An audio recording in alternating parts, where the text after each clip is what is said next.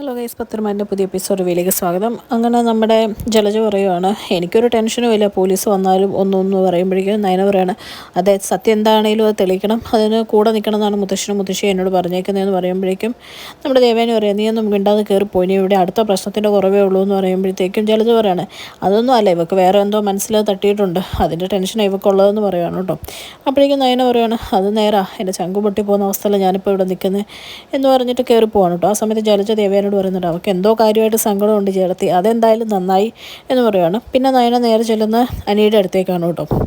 അനിയുടെ അടുത്ത് നിന്ന് അനിയോട് ചോദിക്കുവാണ്, എന്താ നീ ഇങ്ങനെ ആയതെന്ന് ചോദിക്കുമ്പോൾ പറയാണ്, എന്താ അടുത്ത് ഇങ്ങനെ പറയുന്നത്, എന്നെ പറ്റിയെന്ന് ചോദിക്കുമ്പോൾ പറയാം, നിനക്കൊന്നും അറിയത്തില്ലേ എന്നിങ്ങനെ ചോദിക്കുവാണ്. എന്നിട്ട് അനിയുടെ മുഖത്തടിച്ച പോലെ പറയാണ്, നമ്മൾ ഓർക്കുന്ന പോലെ ഒന്നും അല്ല ആൾക്കാർ, നമ്മളിങ്ങനെയൊക്കെ ആയിരിക്കും എന്ന് പ്രതീക്ഷിക്കുന്നതാണ് ഏറ്റവും വലിയ തെറ്റ്, അതുതന്നെ എനിക്ക് പറ്റിയതെന്നും പറയുകയാണ് കേട്ടോ. ഇതൊക്കെ കേൾക്കുമ്പോൾ എനിക്ക് ആ കൂടെ ടെൻഷൻ ആവുന്നുണ്ട്. പക്ഷേ അനിയൊന്നും പ്രത്യേകിച്ച് മിണ്ടുന്നില്ല. അത് കഴിയുമ്പോഴേക്കും അനിയോട് പറയുന്നുണ്ട്, നീ വലിയ കവിയൊക്കെ അല്ലേ, അപ്പോൾ മറ്റുള്ളവരുടെ മനസ്സ് മനസ്സിലാവുകയല്ലേ, പിന്നെന്താണ് ഈ വീട്ടിൽ നിന്നെ സ്നേഹിക്കുന്ന ആൾക്കാരുടെ മനസ്സ് നിനക്ക് മനസ്സിലാവാത്തതെന്നൊക്കെ ചോദിക്കുവാണ് കേട്ടോ. എന്തുകൊണ്ടാണ് നീ അനാമികയോട് ഇങ്ങനെ കാണിക്കുന്നതെന്ന് ചോദിക്കുമ്പോൾ അവൾ ഭയങ്കര ഓവർ സ്മാർട്ടാന്ന് പറയുമ്പോഴത്തേക്കും ഞാനിങ്ങനെ ദേഷ്യപ്പെട്ട് നോക്കിയിട്ട് പറയുകയാണ്, ദമ്പതികൾ തമ്മിൽ പരസ്പര സ്നേഹവും വിശ്വാസവും എല്ലാം വേണം, അതിന് മറ്റെന്ത് തടസ്സങ്ങളുണ്ടെങ്കിലും അത് മാറ്റിവെച്ച് കുടുംബക്കാർക്ക് വേണ്ടിയിട്ട് ജീവിക്കണം അനിയെന്ന് പറഞ്ഞിട്ട് അവിടുന്ന് ദേഷ്യപ്പെട്ട് പോരുവാണ് കേട്ടോ നയന. താഴെ എത്തുമ്പോൾ കനവ് പറയുന്നുണ്ട്, മോളെ എല്ലാം കൂടെ ഓർത്തിട്ട് എനിക്ക് ടെൻഷനാവുന്നു, ഞാൻ അവിടുന്ന് പോകുന്നിട്ട് എത്ര ദിവസമായി, ഈ അവസ്ഥയൊക്കെ ആയിട്ട് അങ്ങോട്ടൊന്നും പോകാനും കൂടെ പറ്റുന്നില്ല എന്ന് പറയുമ്പോൾ അതിന് ഒരമ്മ വിഷമിക്കേണ്ട, ഞാൻ നോക്കിക്കോളാം, ഇനിയെല്ലാം ഞാൻ ഏറ്റെടുത്തോളാം, അല്ലേലും അർഹതയില്ലാതെ വന്ന് കയറി വരുന്നുള്ള പേര് ഇനി ഇതും കൂടെ ആയിക്കഴിഞ്ഞ് കഴിഞ്ഞാൽ അമ്മയ്ക്ക് അറിയാമല്ലോ ഇവിടുത്തെ അവസ്ഥ എന്താവുമെന്ന്, ഞാൻ എന്തായാലും പൊക്കോളാം, അമ്മ ടെൻഷനൊന്നും അടിക്കേണ്ടെന്ന് കനയോട് പറയുവാണ് കേട്ടോ. എന്നിട്ട് നയന നേരെ മുറി ചെല്ലുമ്പോഴേക്കും ആദർശ് അവിടെ ഒരു ഫയൽ തപ്പുവാണ്. ഫയൽ കാണാഞ്ഞിട്ട് ആദർശ് നയനോട് ചോദിക്കുന്നുണ്ട്, എന്തേ കണ്ടോ എന്ന് ചോദിക്കുമ്പോൾ ഞാൻ കണ്ടില്ല എന്ന് പറഞ്ഞ് ദേഷ്യപ്പെട്ട് അങ്ങോട്ട് നിൽക്കുവാണ് കേട്ടോ.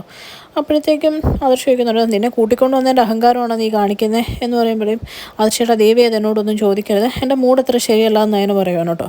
ഇത് കേൾക്കുന്ന ആദർശ് പറയുന്നുണ്ട്, നിൻ്റെ മൂഡിന് ഇപ്പോൾ എന്ത് പറ്റി, ഞാൻ എവിടേക്കെങ്കിലും പോവാം, മനുഷ്യന് കുറച്ച് സമാധാനം എന്താണെന്ന് പറഞ്ഞാൽ നയന എവിടെ നിന്ന് ഇറങ്ങി പോവാണ് കേട്ടോ. അപ്പോഴത്തേക്കും നമ്മുടെ ആദർശ് ചിന്തിക്കുകയാണ്, ഇനി അവൾ വീട്ടിലോട്ടെങ്ങാനും ആണോ പോയത്, ശരി ഇനിയിപ്പോൾ എന്ത് ചെയ്യുമെന്നും പറഞ്ഞ് ടെൻഷൻ അടിച്ച് താഴെ എത്തുമ്പോഴത്തേക്കും മുത്തശ്ശനും മുത്തശ്ശിയും ഹാളിലിരിക്കുവാണ് കേട്ടോ. അപ്പോൾ അവർ ചോദിക്കുന്നുണ്ട്, എന്തേ നയനമോൾ എവിടെയെന്ന് വെച്ചപ്പോൾ അവളെ എവിടെയൊക്കെ പോയി മുത്തശ്ശ എന്ന് പറയുമ്പോഴേക്കും അവർ ചോദിക്കുവാണ്, എവിടേക്ക് പോയെന്നോ, നിന്നോട് പറഞ്ഞില്ലേന്ന് ചോദിക്കുമ്പോൾ ഞാൻ പ്രശ്നമൊന്നും ഉണ്ടാക്കിയില്ല, അവൾ തന്നെ ഇറങ്ങിപ്പോയതാന്ന് പറയുവാണ് കേട്ടോ. ആ സമയത്ത് മുത്തശ്ശനും മുത്തശ്ശിയും പറയുന്നുണ്ട്, എന്തായാലും മോളുടെ വീട്ടിലോട്ടാണ് പോയെങ്കിൽ കുഴപ്പമൊന്നുമില്ല, മോൾക്ക് എവിടെയാണോ സമാധാനം അവിടെ മോൾ നിൽക്കട്ടെ എന്ന് പറയുവാണ് കേട്ടോ. അപ്പോഴേക്കും ഇവരോട് പറയുന്നുണ്ട് ആദർശ്, അത് ഞാൻ നിങ്ങൾക്കൊക്കെ വേണ്ടിയിട്ടല്ലേ വിളിച്ചുകൊണ്ട് വന്നതെന്ന് ചോദിക്കുമ്പോഴേക്കും മുത്തശ്ശി പറഞ്ഞു, ഞങ്ങൾക്ക് വേണ്ടിയിട്ടാണ് വിളിച്ചുകൊണ്ട് വരണ്ടേ, നിനക്ക് നിൻ്റെ ഭാര്യയോട് സ്നേഹം ഉണ്ടെങ്കിൽ അല്ലാതെ വിളിച്ചുകൊണ്ട് വരണം എന്നൊക്കെ ഇങ്ങനെ പറയുവാണ് കേട്ടോ. അപ്പോൾ പറയുന്നുണ്ട്, ഞാനൊരു പ്രശ്നം ഉണ്ടാക്കിയിട്ടില്ല മുത്തശ്ശ, എന്ത് പറ്റിയെന്ന് എനിക്കറിയത്തില്ല എന്ന് പറയുമ്പോൾ അവർ പറയുന്നുണ്ട്, എന്ത് പറ്റിയെന്ന് നിനക്കറിയില്ല എന്ന് പറയുന്നതിൻ്റെ നിൻ്റെ വലിയൊരു പരാജയമല്ലേ എന്ന് ചോദിക്കുകയാണ്. ആ സമയത്ത് മുത്തശ്ശി പറയാണ്, കുടുംബജീവിതവും ബിസിനസ്സൊക്കെ ഒരുമിച്ച് കൊണ്ടുപോകാൻ പറ്റണം, എങ്കിൽ മാത്രമേ മോനെ ജീവിതത്തിൽ വിജയം ഉണ്ടാവുള്ളൂ. നയനമോളാണെങ്കിൽ മറ്റുള്ളവർ പറയുന്ന പോലെ ഒന്നുമില്ലാത്ത വന്ന കൊച്ചൊന്നുമല്ല, അവൾ നമുക്ക് ഉണ്ടാക്കി തന്ന ലാഭം വളരെ വലുതാണ്, അവൾക്ക് MD കസേരയിൽ ഇരിക്കാനുള്ള അർഹത വരെ ഉണ്ടെന്ന് മുത്തശ്ശൻ പറയുമ്പോഴേക്കും ആവശ്യം പറയാണ്, അവൾക്ക് അങ്ങനെ ഇരിക്കണമെന്ന് ആഗ്രഹമുണ്ടെങ്കിൽ എനിക്കതിലൊരു എതിർപ്പില്ല മുത്തശ്ശ, എനിക്കതിന് തയ്യാറ് തന്നെയാണ്, ഞാനത് ഉൾക്കൊള്ളുന്നുണ്ടെന്ന് പറയുവാണ് കേട്ടോ.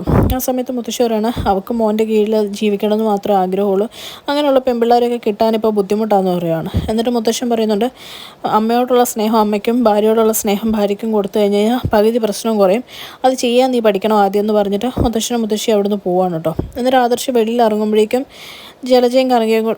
നമ്മുടെ ദേവയാനിയും ജലജയും കൂടെ വെളിയിൽ നിൽക്കുവാണ് കേട്ടോ.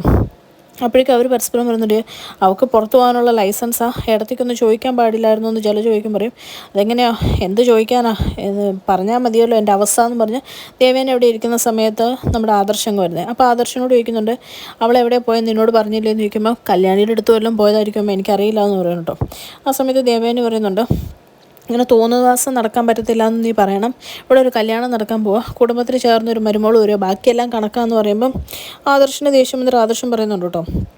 അങ്ങനെയൊന്നും പറയണ്ടമ്മേ, അവൾ ഈ കുടുംബത്തിന് വേണ്ടി ബിസിനസ്സിന് വേണ്ടി ചെയ്തേക്കുന്നത് വെച്ച് നോക്കിക്കഴിഞ്ഞാൽ അവൾ ഇവിടെ കൊണ്ടുവന്ന ലാഭത്തിൻ്റെ അത്രയൊന്നും വരുമല്ല, ഇനി ആരിവിടെ കയറി വന്നാലും എന്ന് പറയുവാണ് കേട്ടോ.